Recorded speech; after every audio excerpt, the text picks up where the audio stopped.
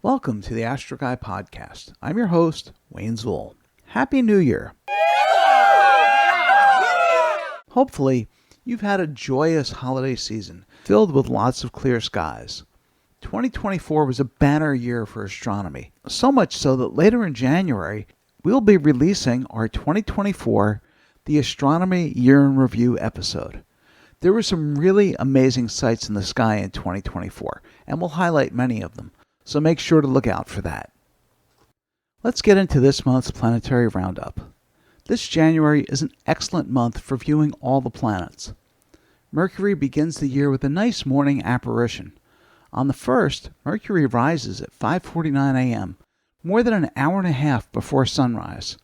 By 6:30 a.m., the smallest and innermost planet in our solar system will be glowing at magnitude minus 0.4. while showing a 78% gibbous phase and spanning just under 6 arcseconds wide.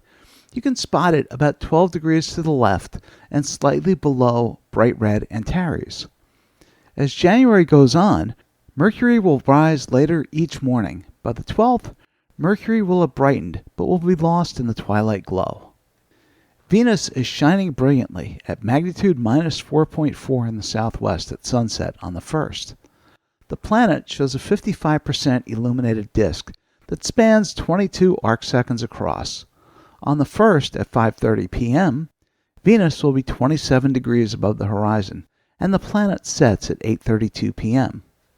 By the 31st, Venus will have brightened to magnitude minus 4.75.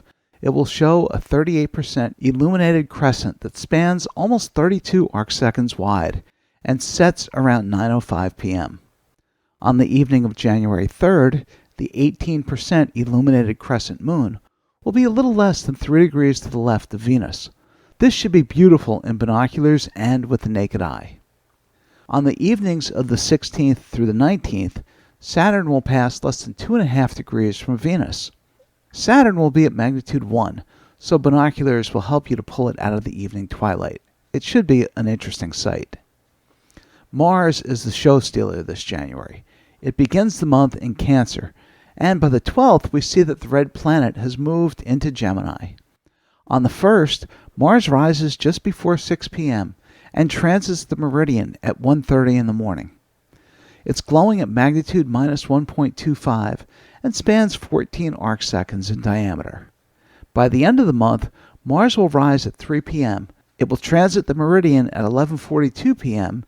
and it will have dimmed slightly to magnitude minus 1.1, and its disk spans just under 14 arcseconds across. Mars reaches opposition on January 16th. Opposition occurs when a superior planet, or a planet whose orbit is larger than ours, is opposite the Sun in the sky.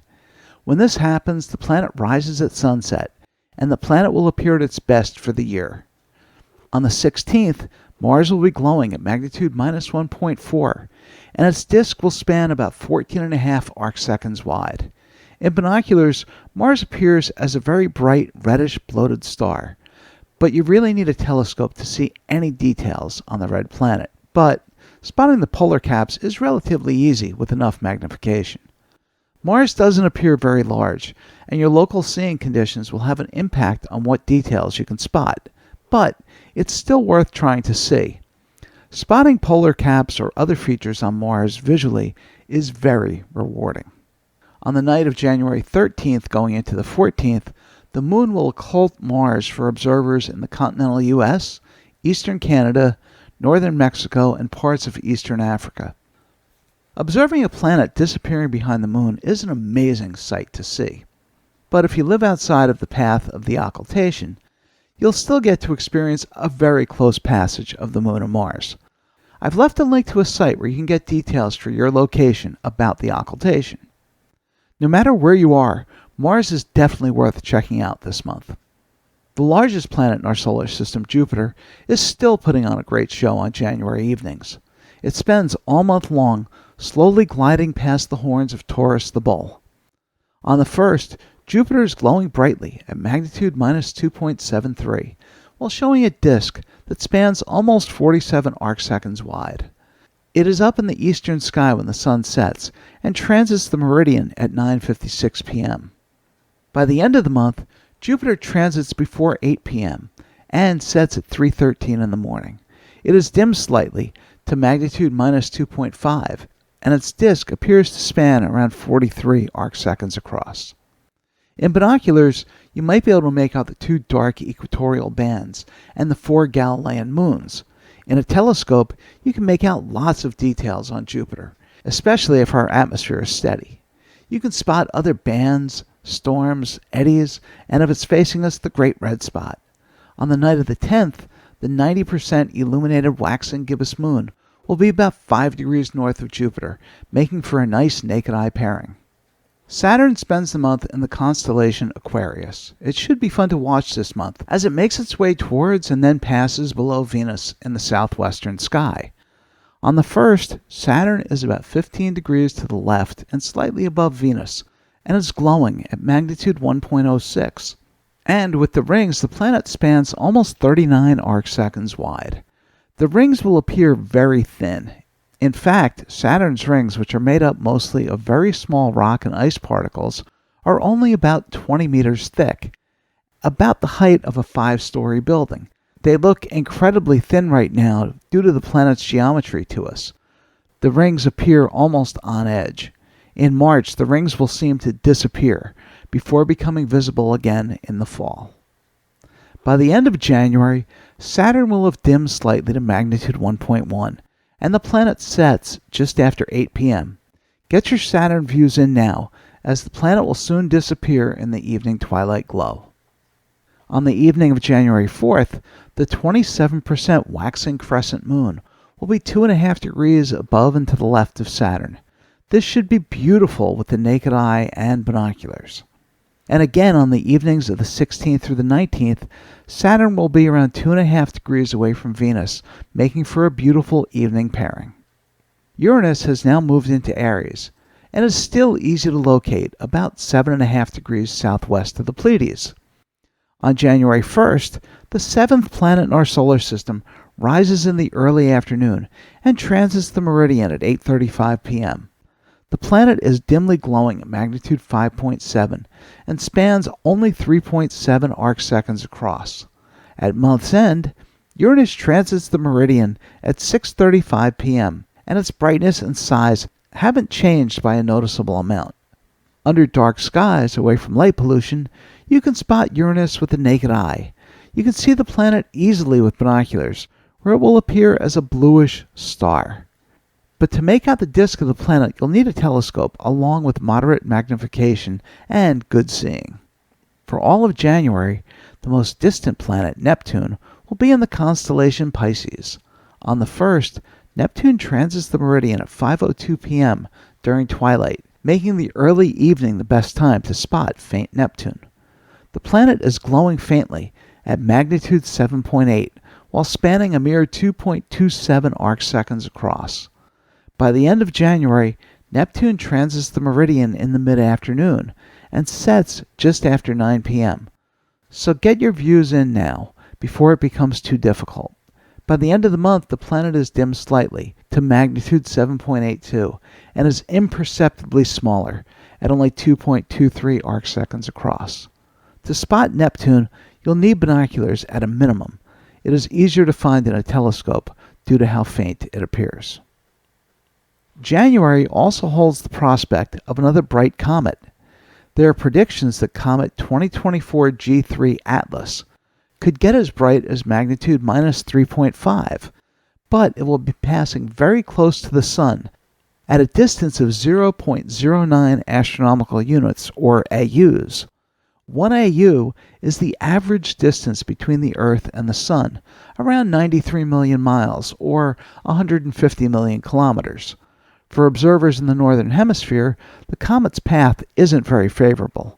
Observers in the southern hemisphere should have a nice view of it in the evening skies about a week after perihelion.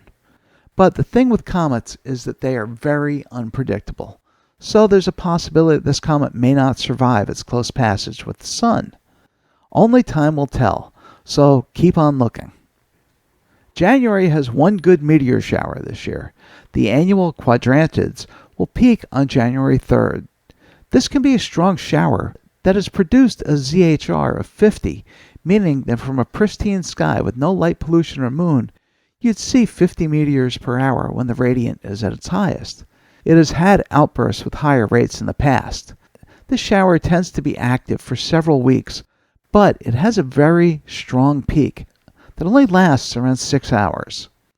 The peak is predicted for 1745 UTC, or Universal Time, which is 11:45 in the morning in the eastern U.S.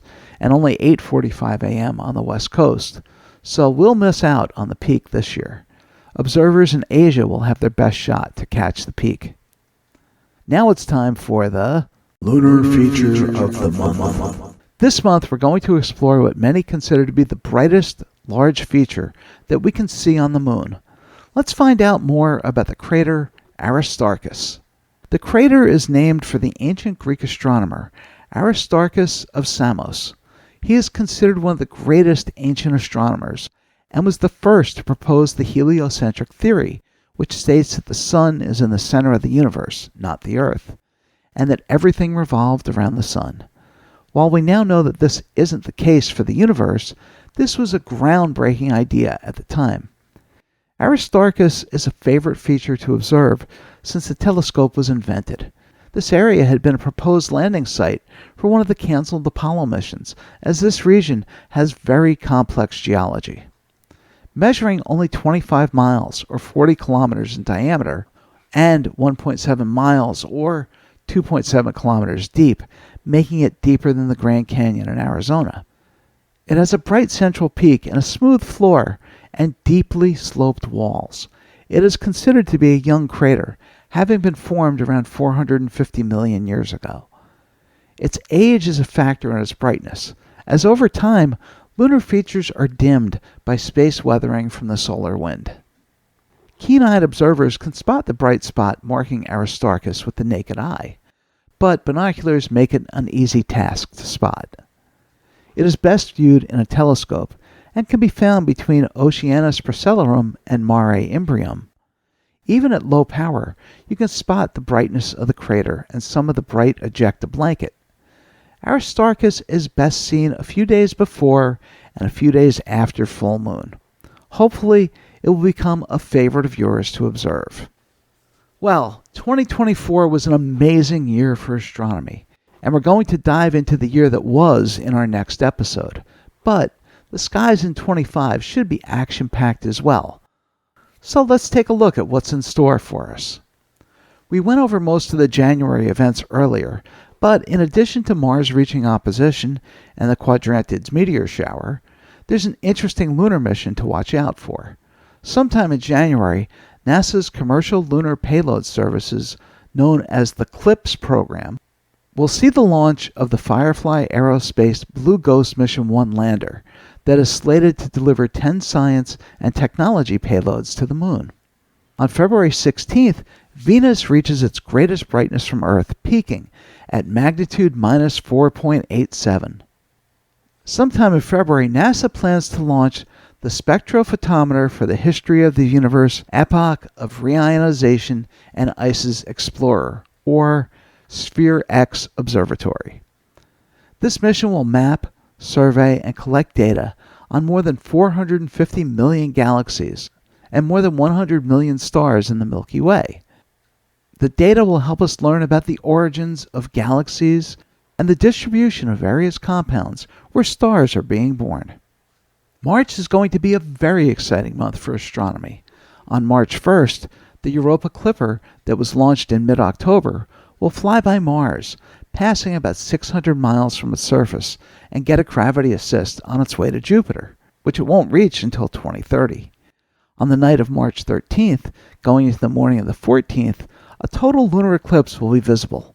Observers in North and South America will have the best view of the eclipse in its entirety, while parts of Asia, Europe, and Africa will only experience a partial penumbral eclipse. I've left a link for timing in the show notes.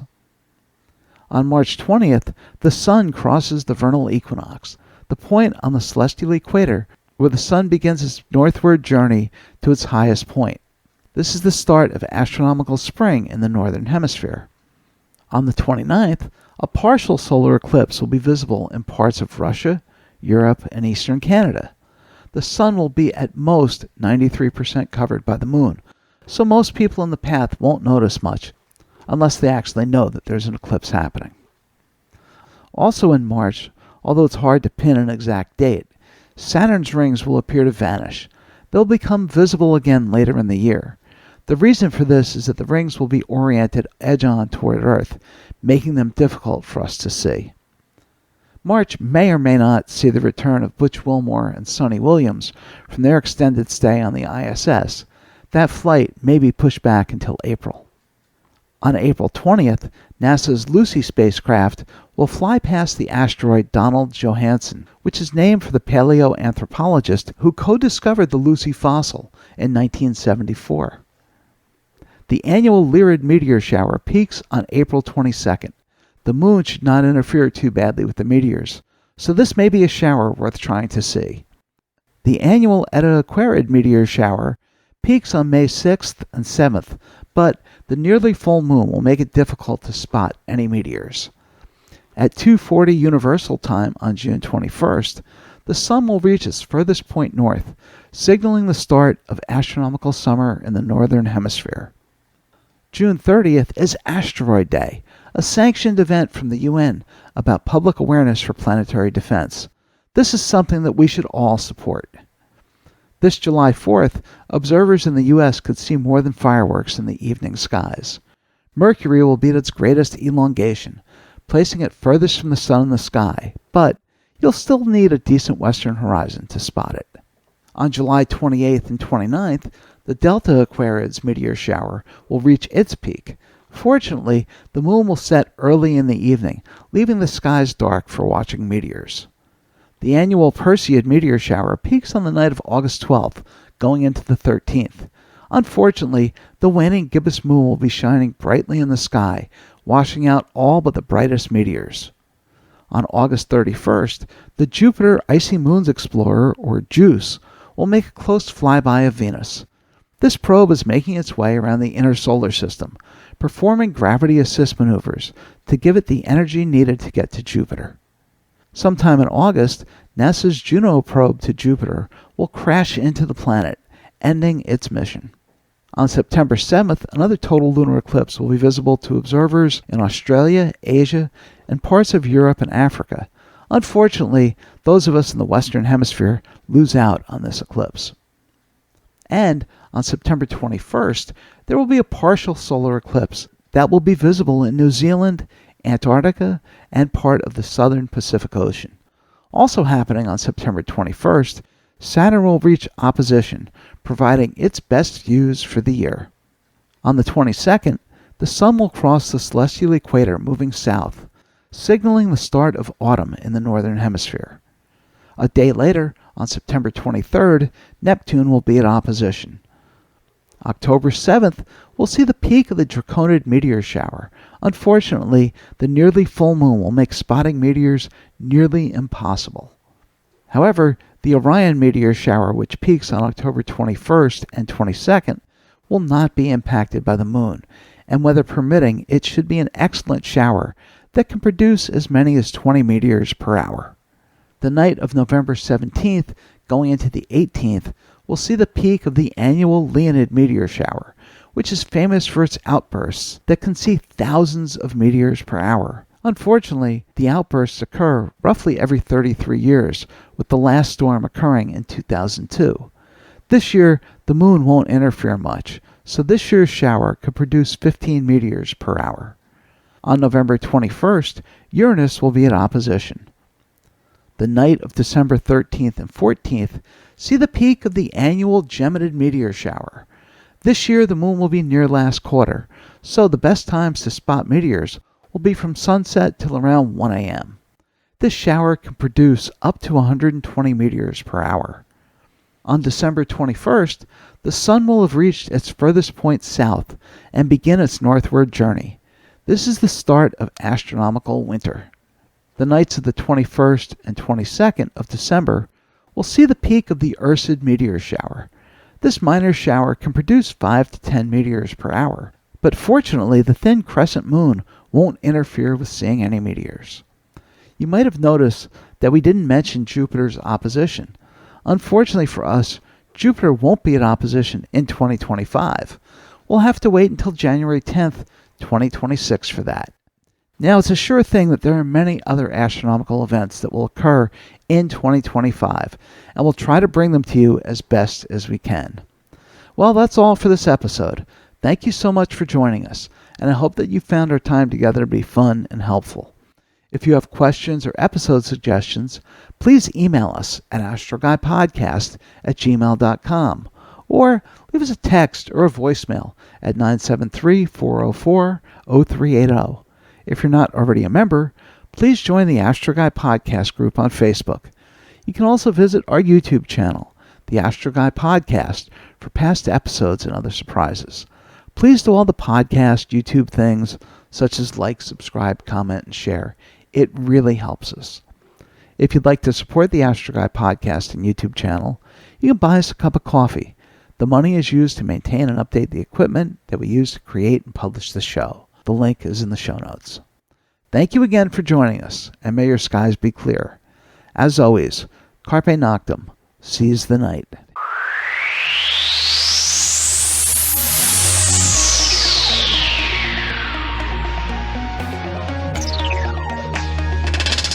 I'm Wayne Zool, and this was the Astro Guy Podcast. Thank you for listening. As always, your questions, comments, and suggestions are welcome. Keep wondering. Keep your eyes on the sky. Have fun. Carpe Noctem. Seize the night.